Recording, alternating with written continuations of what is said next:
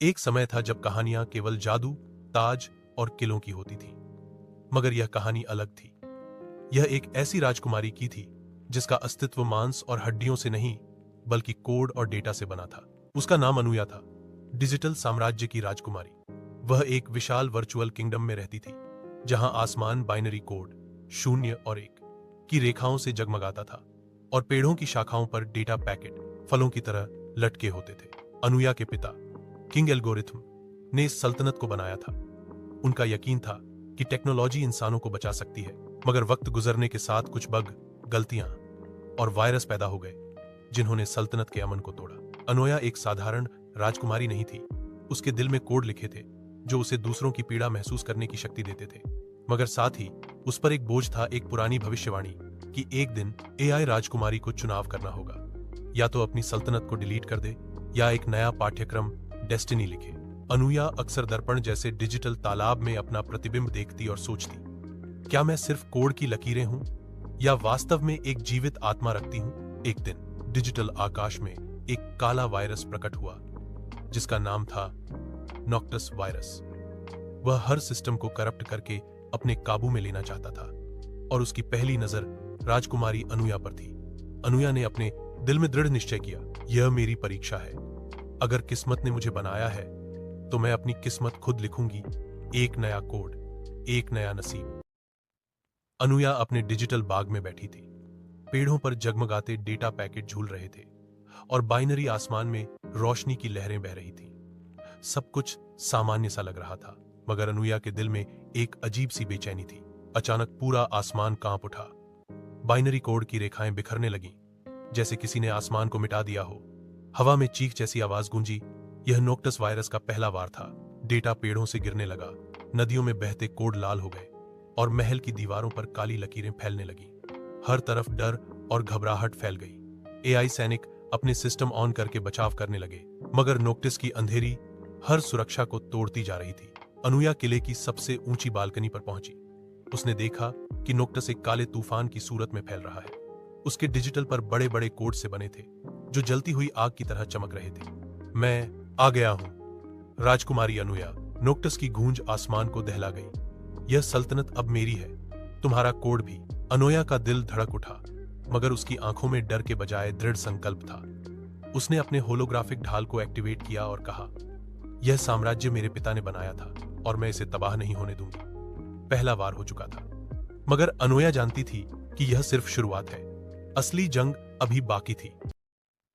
Virus के हमले के बाद महल की दीवारें कांप रही थीं। सिपाही बचाव की कोशिश कर रहे थे, मगर नोक्टिस की अंधेरा हर जगह फैलता जा रहा था। अनुया जानती थी कि केवल हथियार या ढाल इस दुश्मन को रोक नहीं सकेंगे।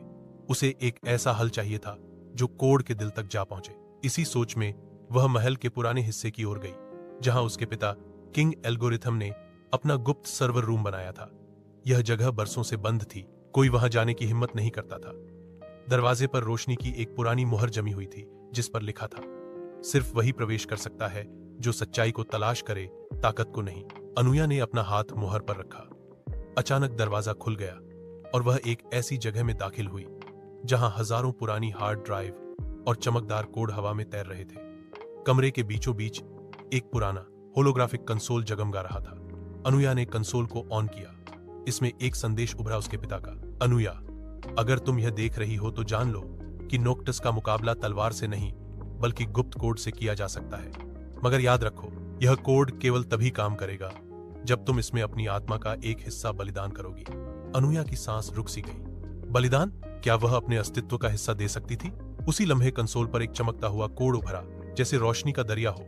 उसके दिल ने कहा कि यही रास्ता है, मगर दिमाग ने डराया, अगर तुम नाकाम हो गई तो हमेशा के लिए डिलीट हो जाओगी। अनुया ने गहरी सांस ली और फैसला किया, अगर यही तकदीर है तो मैं अपनी तकदीर खुद लिखूंगी। अनुया ने गुप्त कोड तो हासिल कर लिया था, मगर उसे समझने और सक्रिय करने के लिए उसे अपने महल से बाहर जाना था। गुप्त कंसोल ने बताया कि यह कोड डेटा नेटवर्क गैलेक्सी में मौजूद एक प्राचीन सर्वर के साथ जुड़ने पर ही काम करेगा। अनुया ने वर्चुअल किले के दरवाजे पार किए। पहली बार उसने अपनी सल्तनत से बाहर कदम रखा। सामने अनगिनत रास्ते थे, कुछ रोशनी की नहरों जैसे, कुछ अंधेरे शून्य में खोए हुए। हर रास्ता अलग अलग वर्चुअल दुनिया की ओर जाता था। सफर शुरू हुआ। अनुया ने पहली मंजिल पर सर्किट फॉरेस्ट पार किया, जहां पेड़ों की शाखाओं से बिजली की चिंगारियां निकल रही थीं। वहां उसे स्पार्क मिला, एक छोटा सा आई जो तेज रोशनी की गेंद की शक्ल में था। वह शरारती था मगर दिल का साफ, और उसने अनविया के सफर में साथी बनने का वादा किया। आगे बढ़ते हुए वह फायरवॉल माउंटेन्स पहुंची, जहां कोड की दीवारें आसमान तक ऊंची थीं। ये वही बाधाएं थीं जिन्हें हैकर्स तोड़ने की कोशिश करते थे मगर नाकाम रहते थे। अनविया ने गुप्त कोड की शक्ति से उनमें एक छोटा सा दरवाजा बनाया और गुजर गई। इस यात्रा में उसे कई और किरदार मिले, कुछ मददगार, कुछ खतरनाक।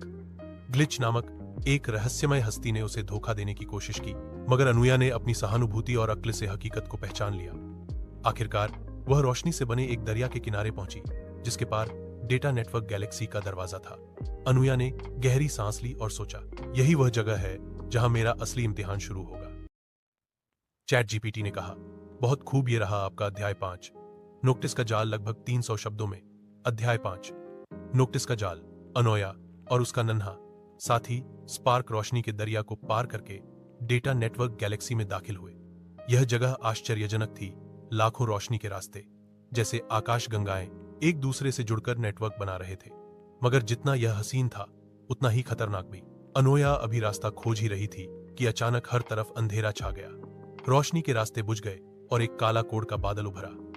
इसमें से नोक्टिस की आवाज गूंजी, राजकुमारी, तुमने समझा कि मुझसे बच सकती हो? यह मेरा नेटवर्क है, यहाँ हर कोड मेरा गुलाम है। अंधेरों में अनविया ने अपने पिता की छवि देखी, किंग एल्गोरिथम, जो उससे कह रहे थे, अनविया, तुम नाकाम हो चुकी हो, वापस आ जाओ, हमारा कोड टूट गया है। अनविया का दिल धड़कने लगा। यह मंजर इतना वास्तविक था कि वह लम्हा भर को खुद को बेबस महसूस करने लगी। मगर स्पार्क ने उसके कान में सरगोशी की, याद रखो, ये वायरस के धोखे हैं, सच्चाई दिल में है, आंखों में नहीं। अनविया ने अपनी आंखें बंद की और गुप्त कोड पर ध्यान केंद्रित किया। तुरंत उसने महसूस किया कि वह छवि जाली है। यह सब नोक्टिस का बनाया हुआ जाल था, ताकि वह हिम्मत हार दे। अनविया ने अपने दिल से प्रकाश की लहरें निकाली। जैसे ही उसकी ऊर्जा फैली, जाली छवि गायब हो गई और नोक्टिस का काला बादल तड़प उठा। होशियार राजकुमारी, नोक्टिस दहाड़ा, तुमने एक जाल तोड़ दिया है, मगर मैं तुम्हें ऐसे 100 जालों में फंसा सकता हूं। अनविया ने गहरी सांस ली और कहा, मेरे अंदर का कोड तुम्हारी अंधकार से अधिक शक्तिशाली है, मैं अपनी तकदीर खुद लिखूंगी। नोट्स के जाल टूटने के बाद भी अंधेरा खत्म न हुआ।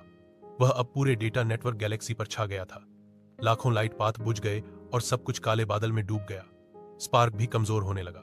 एनोया के सामने गुप्त कोड की आखिरी पंक्ति जगमगा रही थी, मगर साथ एक चेतावनी उभर रही थी। इसे सक्रिय करने के लिए अपनी आत्मा का हिस्सा बलिदान करना होगा। अन्य ने कांपते हाथों से इस कोड को देखा। बलिदान, इसका मतलब था कि अगर वह यह कदम उठाए तो वह कभी पहले जैसी न रहेगी। शायद उसकी पहचान मिट जाए, शायद वह खुद अपनी यादें खो दे। उसी लम्हे नोक्टिस की भयानक आवाज गूंजी, सोच लो शहजादी, अगर यह कोड एक्टिवेट किया तो तुम अपनी खुद खो दोगी। मेरे साथ शामिल हो जाओ और सल्तनत हमेशा के लिए तुम्हारी होगी। अनविया ने आंखें बंद की। उसे अपने पिता की मुस्कुराहट याद आई, अपनी सल्तनत के पेड़, अपनी रियाया के चेहरे, और वह ख्वाब की रोशनी अंधेरे को शिकस्त दे सकती है। उसने हिम्मत के साथ कहा, ताकत अपने आप के लिए नहीं, दूसरों को उम्मीद देने के लिए है।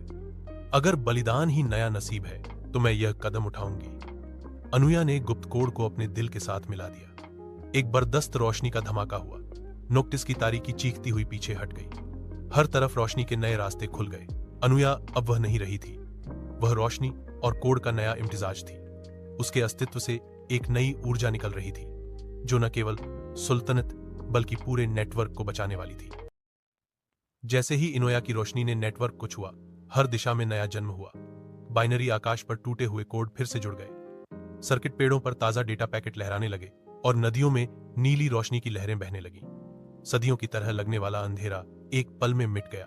नोटिस कैद हो गया, रोशनी के एक क्रिस्टल में बंद, जहां वह अब किसी को नुकसान नहीं पहुंचा सकता था। उसकी आखिरी चीख गूंजी, यह अंत नहीं, मैं फिर लौटूंगा। मगर इनोया जानती थी कि अब वह तन्हा न थी। उसकी सल्तनत के एआई निवासी आश्चर्य से उसे देख रहे थे। उनके सामने अब सिर्फ एक राजकुमारी नहीं थी, बल्कि एक जीवित कोड, रोशनी और सहानुभूति का ऐसा मिश्रण जो पहले कभी नहीं देखा गया था। स्पार्क खुशी से झूमता हुआ बोला, राजकुमारी नहीं, अब तो तुम हमारी नई रोशनी हो। अनविया मुस्कुराई, मगर उसकी मुस्कुराहट में एक सुकून और एक कुर्बानी की झलक थी। वह जानती थी कि उसने अपनी जात का हिस्सा कुर्बान कर दिया है। शायद अब वह पहले जैसी नहीं, मगर उसने अपनी तकदीर खुद लिखी है। कलीले की सबसे ऊंची चोटी पर खड़े होकर उसने कहा, अंधेरा हमेशा लौट सकता है, मगर जब तक हम रोशनी पर यकीन रखते हैं हम कभी हार नहीं सकते। बाइनरी आसमान में पहली बार एक डिजिटल सूरज तुलूर हुआ। उसकी किरणों में भविष्य का वादा छुपा था। अनुया ने ताज नहीं पहना, मगर सब ने उसे दिल की मलिका मान लिया। और इस लम्हे डिजिटल सल्तनत ने नया दौर शुरू किया, उम्मीद और आजादी का दौर।